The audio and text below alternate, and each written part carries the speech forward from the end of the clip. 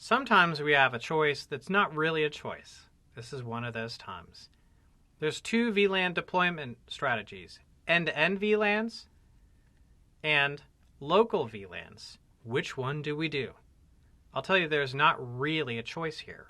What we do is local VLANs. Let's understand end-to-end VLANs and why we never want to think this way. Never want to think this way. It's not proper network design. It used to be that under some circumstances we would group users together in the same VLAN regardless of where they were in the campus. You wouldn't extend this past the campus.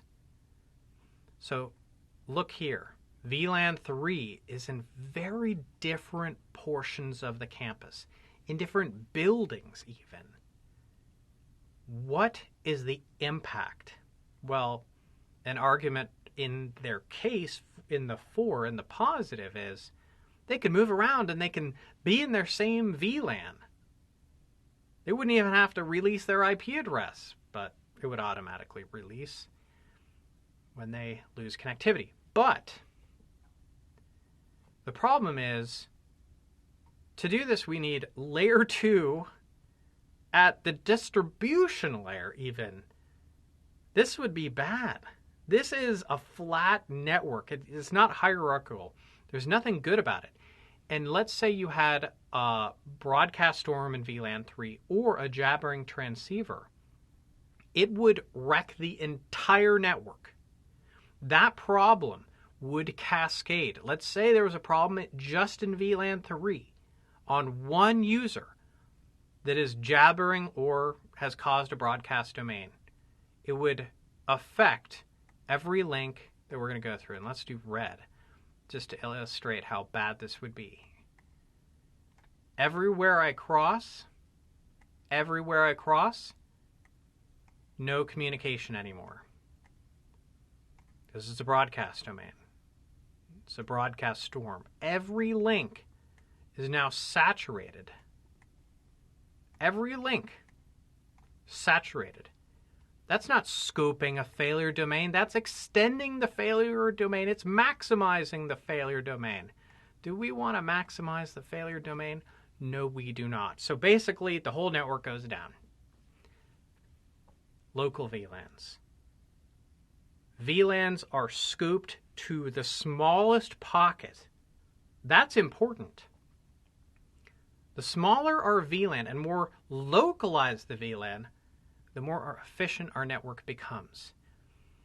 And if you think about layer 3 at the access layer, this even changes it up. So let's say one of these switches or these buildings went with layer 3 at the access layer. Then we really would be constraining everything. And there would probably be a lot more VLANs at that point. This is the strategy. This allows you to have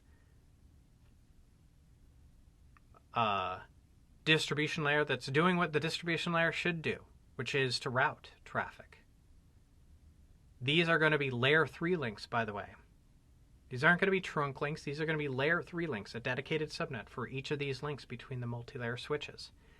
And yeah, it doesn't really look like one of our topologies that we should be using, but this is much better, much, much better. So local VLANs, the recommendation, and that should be a forceful recommendation. Users are grouped by their location, maybe even the wiring closet switch. If users move, they must change their subnet if they move to a port on a switch that has been assigned a new VLAN, a different VLAN. And chances are if they move significantly, like if they're moving from one wiring closet switch to another that services the same floor, we might not be changing VLANs. But if we're moving to a different floor, we should expect to change VLANs. That's one of the consequences of local VLANs. But the choice isn't really one. Local VLANs are the solution. If we're getting certified, we may want to know this chart. it's not really a real world shard because in the real world it's just local VLANs and there is no choice. But end-to-end VLANs, you can have geographically dispersed users. That might be a pro, it might not be, but you can enforce the same policy if it's implemented on a per VLAN basis. The con, all switches need to know all VLANs, including your core switches, distribution switches, and they cannot terminate those. You're not routing. You're not probably going to be able to have trunk links anymore, or not. You're not going to be able to have layer 3 links. So you have to trunk to extend the VLAN. Your broadcast domains are very large, and troubleshooting is going to be a massive problem. Not just challenging, this is not the way you want to go.